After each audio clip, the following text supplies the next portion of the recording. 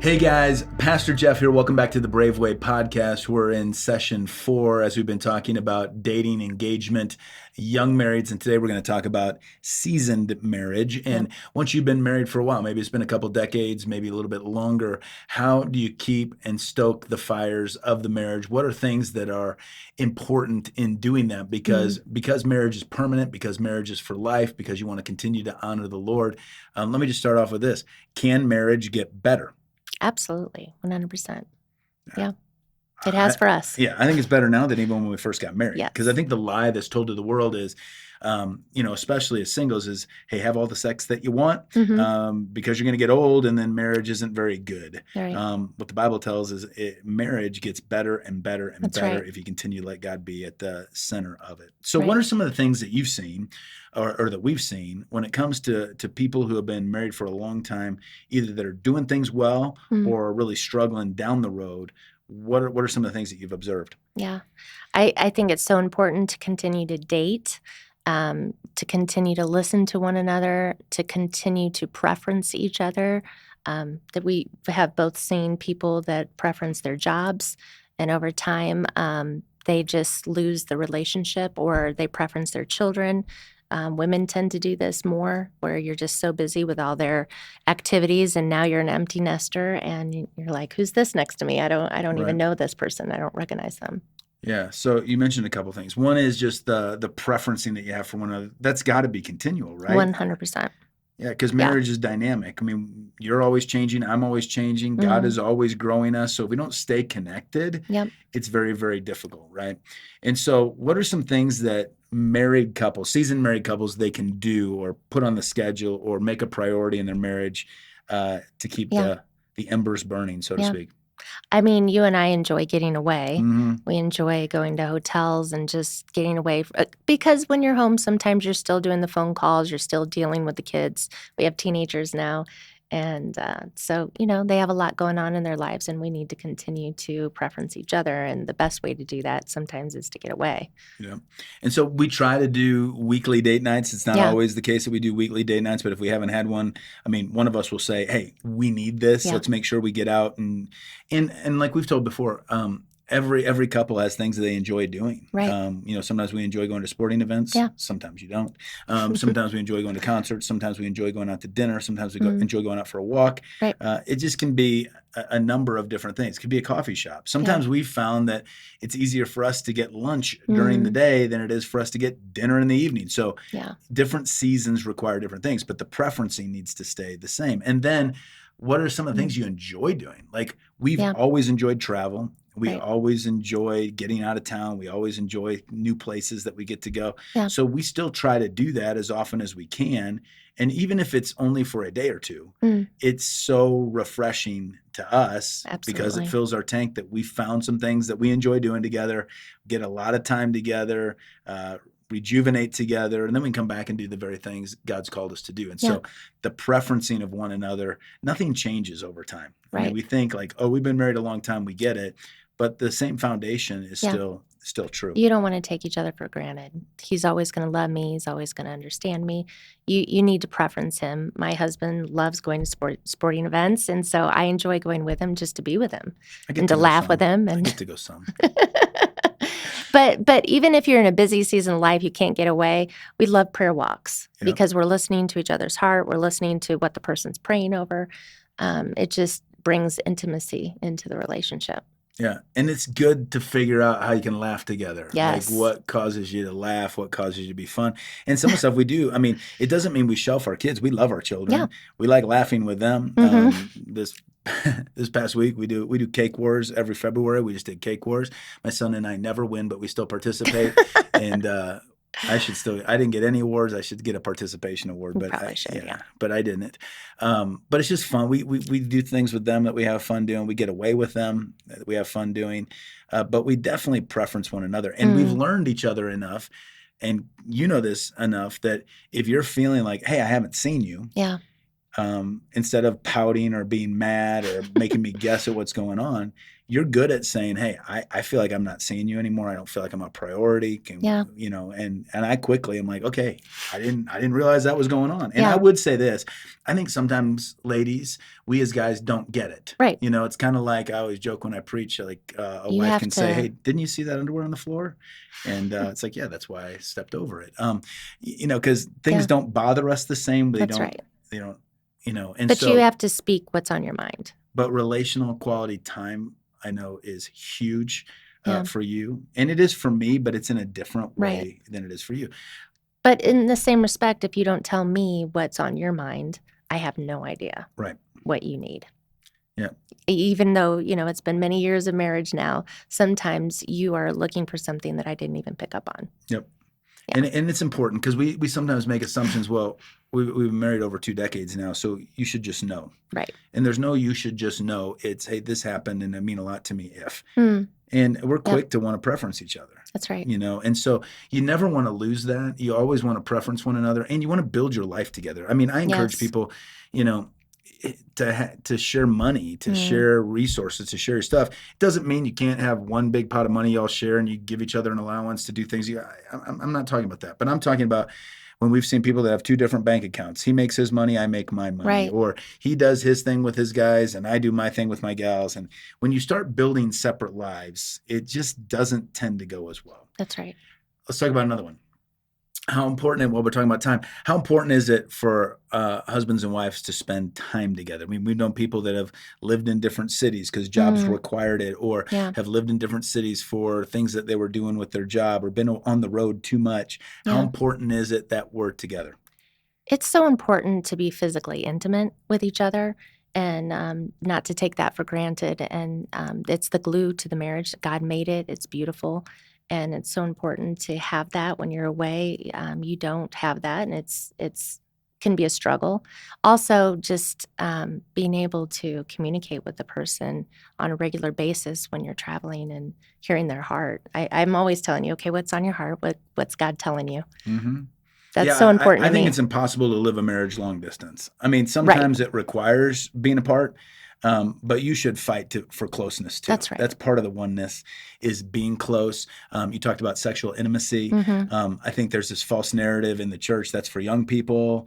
I believe it's for your entire marriage. First Corinthians 7 makes clear that my body is not mine, your body is not yours. Our body belongs to each other, and that we're called to satisfy each other in that way, Right. except in times where we're taking time off to pray. Right. So it could be that, somebody in a marriage is having a surgery and they're taking time off. It could be that, hey, we need to spiritually rejuvenate and we're taking time off. But then it says, come back together. That's right. So that you're not tempted by the enemy. That's exactly it. What we've seen in some seasoned couples is, well, that's just not what we do anymore. That's what we used to do. That is so unhealthy. It is healthy to be together as frequently as you can. Everybody always asks, well, how frequent is frequent? So that you're both satisfied. Right. So you're both preferencing one another, so that you're both talking. I always joke when I preach about this, like, well, she only wants to be intimate once a year and I'd like it every day. And then I say, well, split the difference and then do every other day. So, but at the end of the day, those are things you can work out. Yeah. But if your desire is to preference one another, and your desire is not selfish gain, that's a big part of a seasoned marriage too. Right. Absolutely. How about this? You talked about not letting job get in the way, which is pretty easy to do, or career getting in the way, or money getting in the way, or even kids getting in the way. How is it that you can love your kids, be a champion for your kids, be there for your kids, but not let your kids dictate your response to them and that you're the preference? I even think it's healthy to tell your kids that I'm preferencing your dad, because they need to see that for their own marriage when they get married someday. And our kids know we're getting away this weekend, and we're spending time away, and they know that we're better parents for it. And they respect that, and they respect the fact sometimes we need to pray together. We just need to be alone together. We need to talk. Hey, this is our time. You need to go find something else to do. And they respect that. They realize that's priority in a marriage. And from the time that they were little, we began setting that precedent. Like, well, why are you just going away with mom? Why are you not taking us? And I would say, because I'm in covenant with your mom, and I chose her, and I love her, and she's going to get special attention from me all the time. even though the kids came from me and they're part of you, you and I are one flesh. I'm not one flesh with the kids. Correct. Yeah. And I think that's easy. Like when you love your kids, like we love our kids, it's easy to preference them or prioritize them or let kids get in the way or let kids divide you. They Yeah. can't divide us. No. We're not going to let our children divide us. Don't come to me and say this and come to your mind, because we're going to get together and we're going to say what we're going to say and we're going to be united on this front. And right? there's been times where we parent differently. But at the end of the day, I respect how you're doing it, and I pray and with you and allow you to lead. Because I know you love the Lord and you're doing it His way. And you do. And at the same time, there's so many times I've come to you and be like, I don't know what I should do. And you've given me insight into, well, this is what he's thinking. This is what she's thinking. It's not what you think. That's right. And so we help each other out with that. Yeah. And so again, I think marriage, it's always a season of preference. And I think it's very easy for the enemy to lie and say, you guys have done good so far. Oh, she knows you love her. Oh, he knows you're doing good. I mean, don't worry about that. You got other things to focus on. The focus needs to be continually on Jesus and each other, because you're what is going to be there even after your kids are grown and they're on their own and doing things. And you know this. I mean, when kids are little, you can leverage things a little better. Little kids, little problems. Bigger kids, bigger problems. But as they grow, you can be consumed with everything that's going on for them rather than being consumed with each other, preferencing each other, making sure that each other is the priority in a marriage. And so what we've tried to do, even as we become more seasoned, and we'll never be experts at this, but as we become more seasoned, is we love getting around couples that are further down the road than us, that have demonstrated a great love for one another, and try to learn as much as we can from them. That's right. Like, what do you enjoy doing? And we've met some couples that enjoy doing way different things. Neither of us really enjoy golfing. That's right. We have friends of ours, they golf over 100 times every single year, and that's what they do together, and that's their love language, and that works really well for them. I would not enjoy that.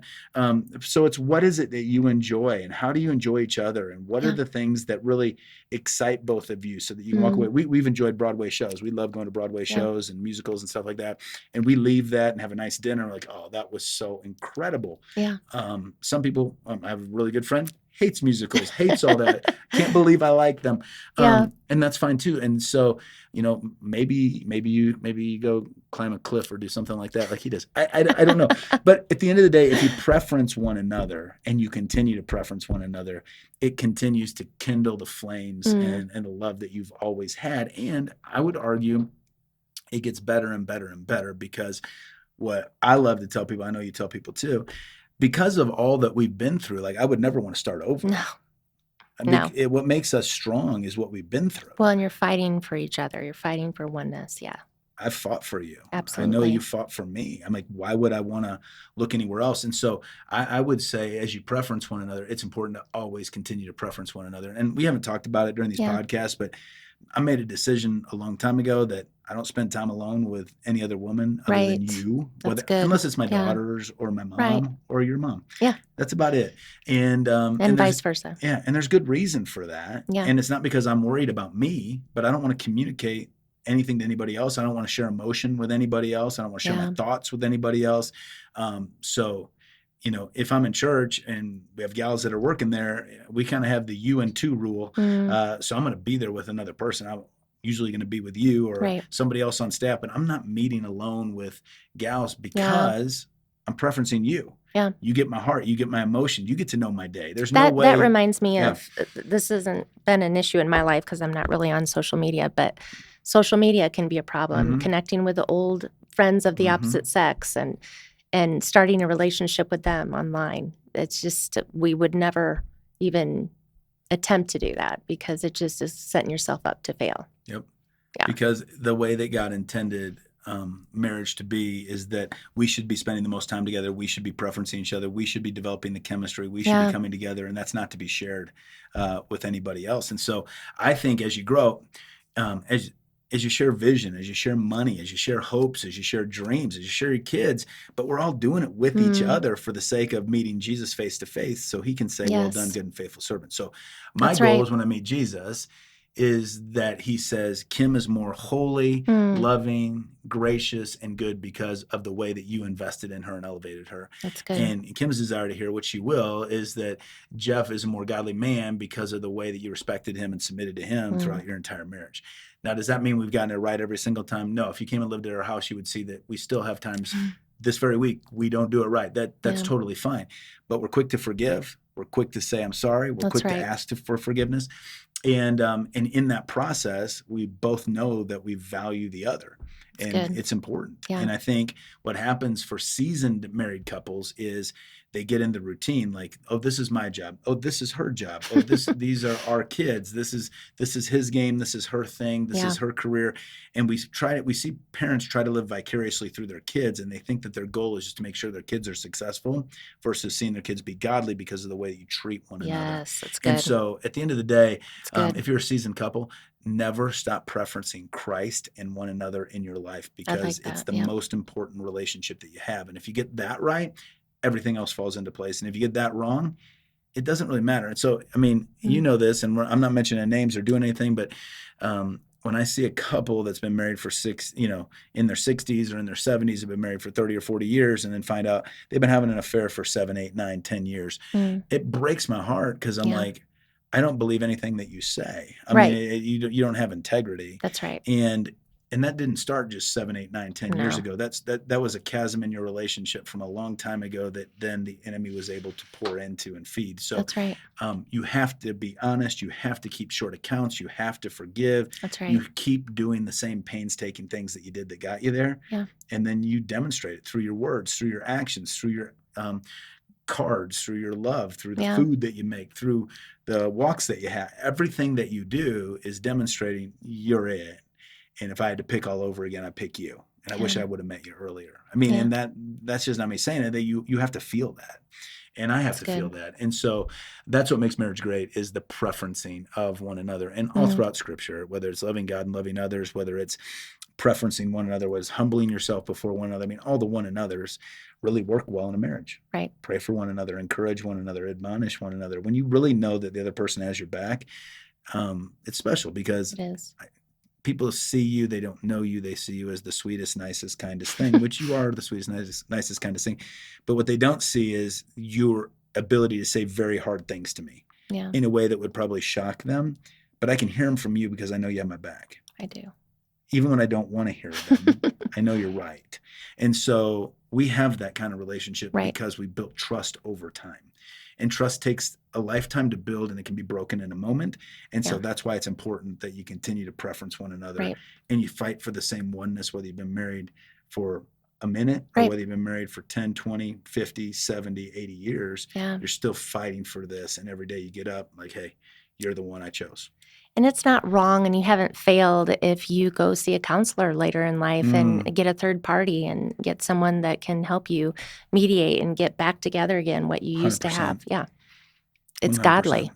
Yeah, Fight for your marriage. It's so good. Yeah, I think as we grow, we do things. The older we get, the less we want to seek help because it shows weakness. Yeah. I find the strongest people in any field of study or discipline of finances or marriage or whatever, they've gotten help along the way. They've sought out other Absolutely. mentors. So our encouragement, my encouragement, your encouragement, find some people in your life, in your church that love Jesus, that genuinely love each other, and ask them, hey, could we spend some time with you? We'd Yeah. love to learn what worked well for you. We'd love to hear what didn't work so well for you. We'd love to hear how we can be better at preferencing and loving one another. And you'll be amazed at the people that are willing to get together and just tell their story.